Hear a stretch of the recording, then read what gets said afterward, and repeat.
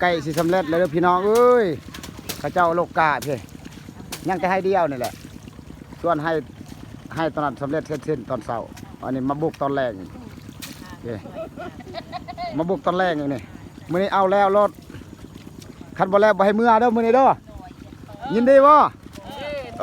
ห่านเขาเจ้าว่าคันฮอด7 โมงก็ได้น่าบัดที่เฮาอัน4 โมงมันเว้าเลิกบัดที่เพิ่นอันบ่แล้วโอ้ยที่คอยคุมมาแล้วเว้ยเจ้าของหน้าเจ้าของคลิปนี่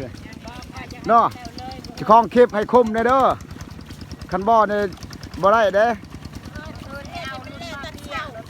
เอิ้นได้มาเพียสิจัดให้เอิ้นโอ้ส่วนหลายบ้านข่อยมีแต่แม่ยิ่งเด้อโลกาผู้ชายเขาเจ้าบ่ค่อยสิได้โลกาดอกมีแต่ส่วนหลายให้งานแม่ยิ่งเขาเจ้าเห็นบ่